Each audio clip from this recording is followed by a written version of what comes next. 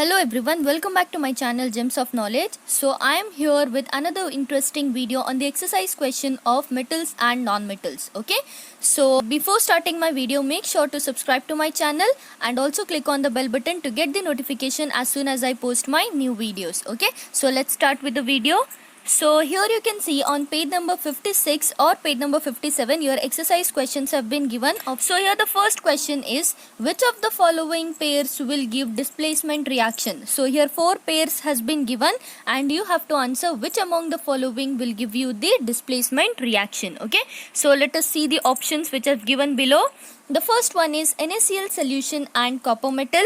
Second one is MgCl2 solution and aluminium metal.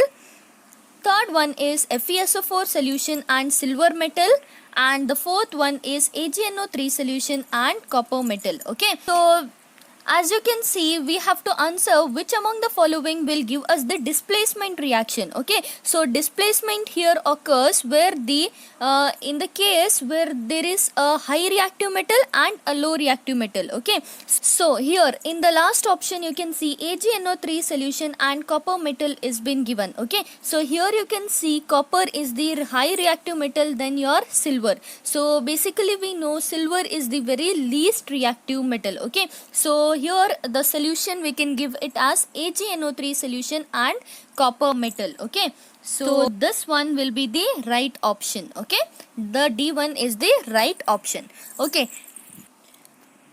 so next we'll move on to the next question here.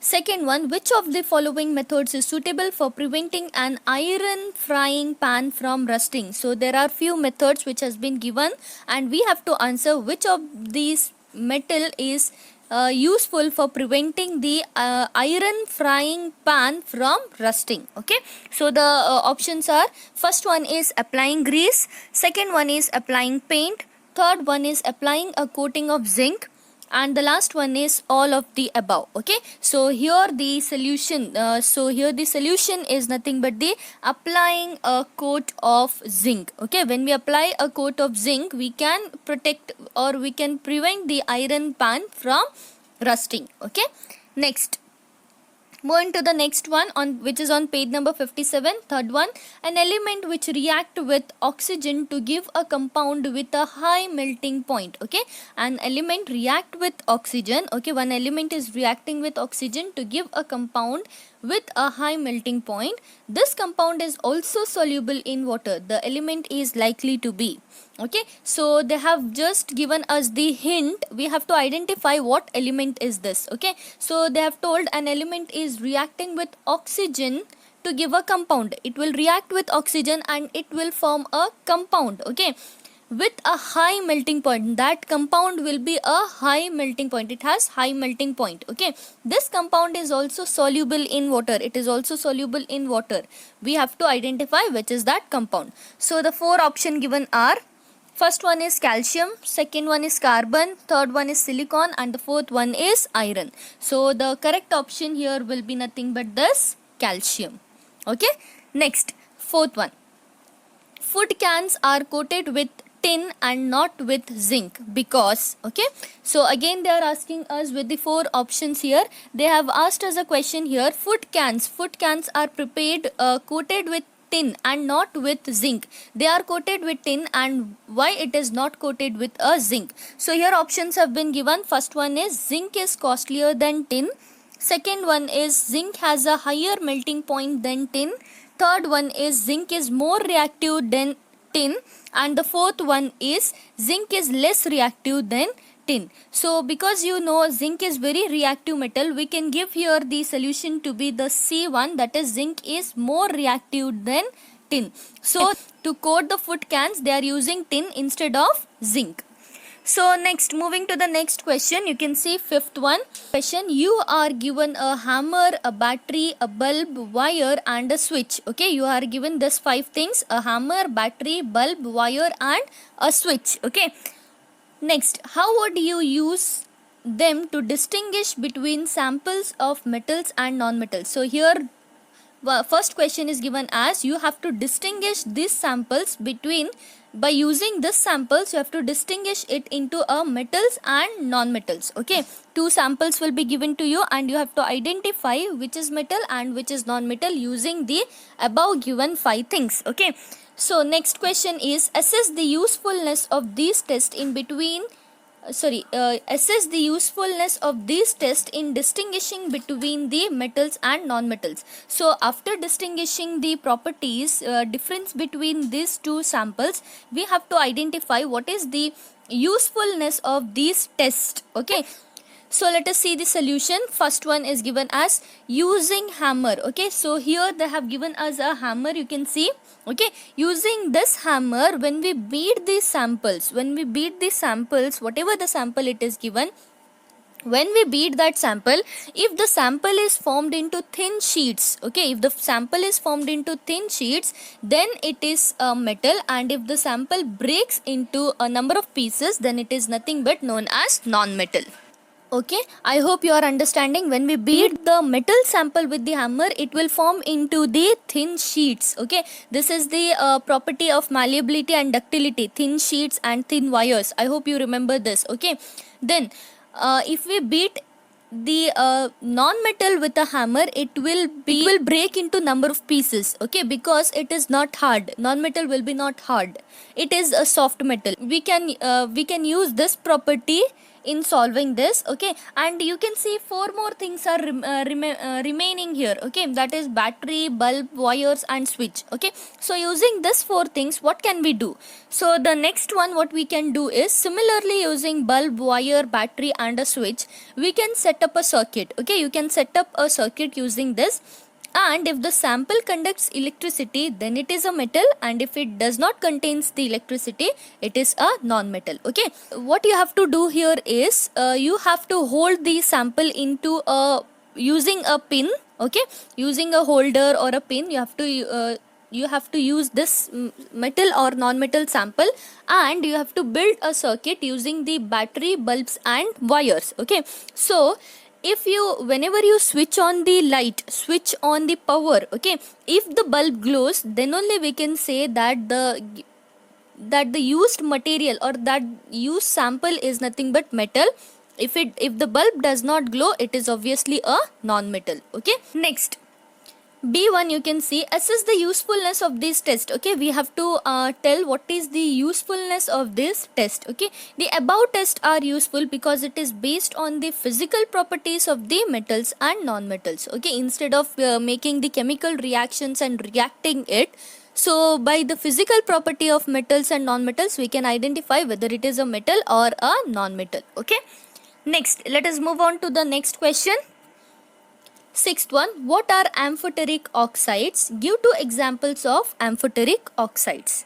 So the answer here is metal oxides which react with both acids and bases to produce salt and water are called as amphoteric oxides. So basically you have studied this, what is amphoteric oxide, in my previous videos. Okay, so let me not explain this more, you have already studied. If you have not seen those videos, I'll give a link into the description box, you can go and watch it. Okay, so next give 2 examples of amphoteric oxides. So here 2 examples are nothing but Al2O3 and ZNO.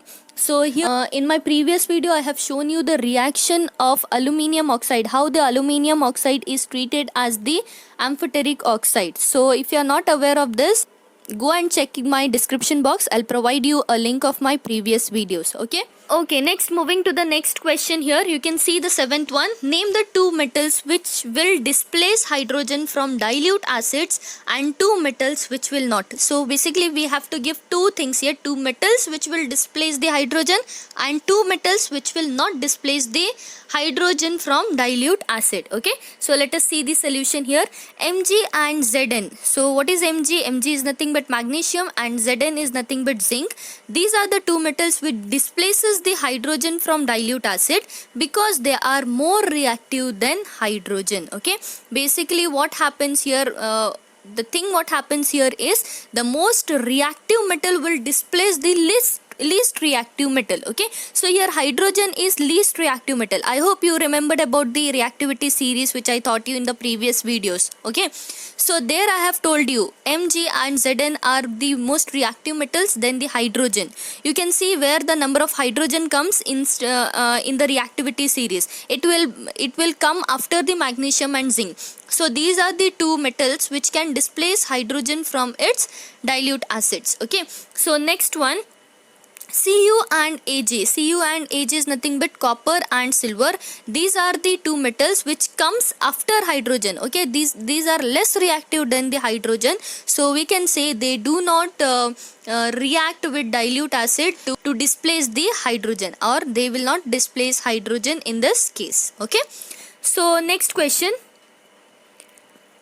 eighth one, in the electrolytic refining of metal M. Okay, so they have not told what is the metal M. They just have given the example that it is just a metal M. Okay, in the electrolytic refining, so here electrolytic refining of metal M is going to take place. What would you take as anode, cathode and the electrolyte? If it is metal M, then what would be the anode, what would be the cathode, and what is the electrolyte? We have to identify. Okay, so let's see the solution. The impure metal M is made as anode. Always we have to remember, in the electrolytic refining of metal, anode is nothing but the impure metal. Always the anode will be impure metal, and the pure metal, okay, pure metal, a thin strip of pure metal M is taken as cathode. A thin strip of the pure metal will be at the cathode. Always, this is always the case. Whatever the metal it is, metal M, N, O, P, Q, whatever it is, always we have to remember impure metal will be at anode and the pure metal will be at the cathode. Okay, then electrolyte, a salt solution of M. So whatever the metal has been given, the salt solution of that M, metal M, will be the electrolyte. Okay, clear? I hope this is clear. Next, moving on to the next question, you can see ninth one.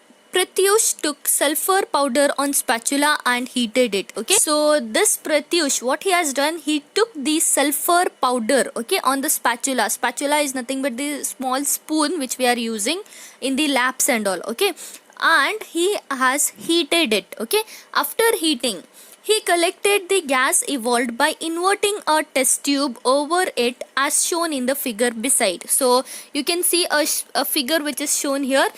This is nothing but the sulfur powder. Okay, and after heating, what he has done, the gas which is collected, okay, the gas which is collected, what he has done, he has inverted one test tube here. You can see he has inverted one test tube onto that gas. Okay, so this is the basically figure. Okay, so let us see the next. So by seeing the diagram, we have to answer few questions. You can see the first question is, what will be the action of gas on dry litmus paper as well as moist litmus paper? Okay, so the solution here will be, first one, there will be no action on dry litmus paper. Okay, next you can see wet litmus paper will turn to red. When the litmus paper is turning to red, it means there is the production of acid. Okay, next, write the balanced chemical equation for the reaction taking place. So we have to write the chemical equation for this reaction. Okay, so S plus O2 will give us SO2. So here S plus O2 will give us SO2. Okay, this is the chemical equation which is taking place in the above cases. Okay, state two ways of preventing the rusting of iron. So we have to state the two ways how can we prevent the rusting of iron. So you can see the first one. First method is by oiling, by greasing or by painting, and the second one is by galvanizing process. So I guess I have given you 4 to 5 processes, so you can mention any one of them. Okay, so next question is, what type of oxides are formed when non-metals combine with oxygen? So we have to tell, when the non-metal combines with oxygen, what type of oxides are formed. So always remember, when the non-metals are combining with the oxygen, the acidic oxides are formed always. Okay, so as you can see, S is present here, and S is nothing but a sulfur, that is a non-metal, and when it is reacting with oxygen, we are getting a acidic oxide, that is SO2. Okay, next question is 12th one, give reasons. Okay, so there are few give reasons here. So let us see the first one. Platinum, gold and silver are used to make jewelry. So we have to give reason why only platinum, gold and silver are used to make jewelry. So there is a simple answer for this question, because they are very lustrous, they are having a different type of shine. Okay, and they are less reactive. Okay, they are less reactive, they do not react on our skin and do not corrode easily. So these are the reasons why the platinum, gold and silver are used to make the jewelry. Okay, so next give reason is sodium, potassium and lithium are stored under oil. Again the same question is repeated here, why the sodium, potassium and lithium are stored under oil.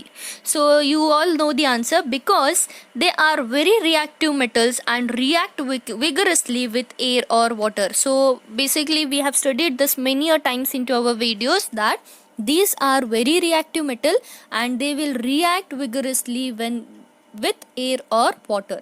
So they are immersed in kerosene oil always. Okay, so next question is, aluminium is a highly reactive metal, yet it is used to make utensils for cooking. So aluminium is a very reactive metal, but even though it is reactive metal, we are using it to using the utensils which are made up of, using the vessels which are made up of aluminium for the cooking. Why is it so? So we have to give reason for this. Okay, so let us see the solution. Because aluminium is a good conductor of heat. Yes, we all know that aluminium is a very good conductor of heat, it get heated very easily. Okay, it forms a layer of aluminium oxide at high temperature which prevents corrosion. So why we are using aluminium utensils is just because it forms aluminium oxide. Okay, it forms aluminium oxide at high temperature. When we heat that vessel, in the down part of the vessels, you can see it forms a blackish layer. Okay, so that layer will prevent the vessel from further corrosion. Okay, that is why we are using aluminium utensils for cooking. Okay, next question. Carbonates and sulfide ores are usually converted into oxides during the process of extraction. So why the ores which we get in the as the form of carbonates or sulfide ores, why we are heating them, or why we are using the process of roasting and calcination to convert this ores into oxides? So that question is given here. Okay, so the answer here is because metal can be easily extracted from their oxides rather than from carbonates and sulfides. Okay, this oxidation, the process of converting into oxides from the sulfide or carbonate ore is just done because it will be very easy for them later on to extract a pure metal from their oxides. So when the metal is in the form of sulfur or carbonate ore, it will be difficult for them to remove the only pure metal out of it. So what they are doing is they are reducing it first. Okay, they are converting it into oxide first, so that later on if they need the pure metal, they can easily take out the metal out of the oxides. Okay, this is the only reason why they are converting the carbonate and sulfide ores into the oxides. Okay, next, moving to the 13th question, you must have seen tarnished copper vessel being cleaned with lemon or tamarind juice. Okay, so I hope you people also have seen. So your family members used to take a lemon or a tamarind juice, and they are using the tamarind or the lemon juice in cleaning that vessel. Okay, explain why these source substances are effective in cleaning the vessel. So we have to explain why these source substances are used for cleaning. Okay, so the solution here is copper react with atmospheric carbon dioxide. So what does this copper do? It reacts with the atmospheric carbon dioxide. It reacts with the carbon dioxide which is present in the atmosphere,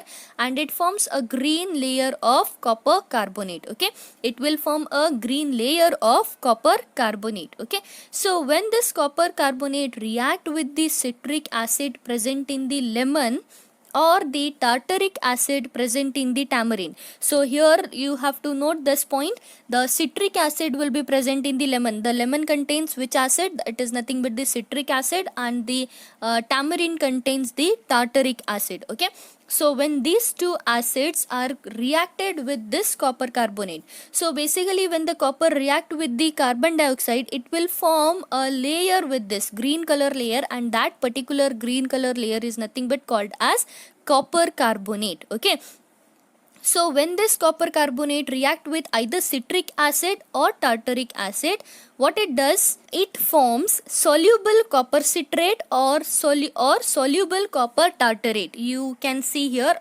Okay, this is soluble copper citrate and soluble copper tartarate. It will form these two compounds. Okay, so when you wash these things, this soluble copper citrate and soluble copper tartarate with water, it will be cleaned out from that particular vessel. Okay, so next question is, differentiate between metals and non-metals on the basis of their chemical property. So on the basis of their chemical property, we have to differentiate our metals and non-metals. Okay, so let us see the solution here.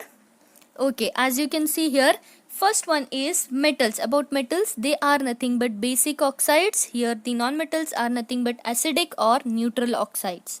Next, they have ionic bond. Metals contain ionic bond between them, whereas the non-metals contains the covalent bond between them. Okay, ionic bond is nothing but the transfer of electrons taking place, and here covalent bond is nothing but the sharing of electron takes place. Okay, so the covalent bond you are going to study in the further chapters. Okay, so they are electropositive and they are electronegative, and here they acts as a reducing agent, and here they act as an oxidizing agent. Okay, question is 15th one. A man went door to door posing as a goldsmith. Okay, so there was a man who went at each house and he said that he is a goldsmith. Okay, goldsmith is a person who makes gold. Okay, he promised to bring back the glitters of the old and dull ornaments. Okay, so he went to the people and he said, he promised them that he will bring the shine of their gold ornaments back. Okay, and unexpecting a lady, sorry, that is not lazy, it is a lady. Okay, so unexpectedly a lady gave a set of gold bangles to him, which he dipped in a particular solution. Okay, so when that lady gave him the set of gold bangles, what he did is he dipped it into a particular solution. Okay, he dipped it. The bangles sparkled like new, but their weight was reduced drastically. Okay, so after dipping into the solution, the bangles was like a sparkling. It was sparkling. Okay, into new bangles. It looks like it was a new bangles, but the weight of that bangle was reduced. Next, the lady was upset after the futile argument. The man beat a hasty retreat. So after that, the lady was very upset and he started an argument with that person. Okay, then now we have to find out, can you play the role of detective to find out the nature of the solution he had used? Now we have to tell, we have to play the role of detective here, and we have to tell what was the solution which that goldsmith used to make the old gold bangles into the new one. Okay, so let us see the solution. The goldsmith has used the aqua regia solution. So do you remember the solution aqua regia? What is it? Yes, it is the mixture of two acids. One is HCl and one is nitric acid, HNO3 and HCl. Okay, as the man put the gold bangles into the solution of aqua regia, the outer dirty layer of the gold bangle dissolved into the aqua regia solution. So what happened here is, when the man put those gold bangles into the solution of aqua regia, what happened is the outer dirty particle which was present on the gold bangle, it dissolved into the solution of the aqua regia. It brought the shine on the bangles back, and the whatever the outer dirty particle was dissolved was nothing but the gold which was melted. You remember I have told you that aqua regia is the liquid which can dissolve even the gold. Here the same thing happened. The outer layer of the gold bangles which was dirty, it got melted into that solution and the weight of that bangle was reduced. Okay, so the next question. Give reason why copper is used to make hot water tank and not steel. Okay, steel is nothing but an alloy of iron. So we have to give reason why copper is used to make hot water tanks but not steel. Okay. So the solution here is the electrical conductivity of a metal is decreased when it is alloyed with another metal or non-metal. So here you can see steel is nothing but the alloy of iron. Okay, you might know this, the steel is nothing but the alloy of iron. Okay, so here basically what they have given is the electrical conductivity of a metal will decrease when we alloy any metal with some other metal. When we mix up the two different types of metals, the electrical conductivity of those metals will decrease. Okay, thus the electrical conductivity of steel is less because it is an alloy. So we are using copper instead of steel to make the hot water tanks. Okay, so that's all for today. All the 16 questions of this chapters have been completed here. So I hope you have understood it. If you are having any doubts regarding this, you can comment me down below. And just in case if you are new here, do subscribe to my channel and also don't forget to press the bell icon. Okay, so I'll be back with the next interesting video again. So till then, stay tuned and stay connected. Thank you.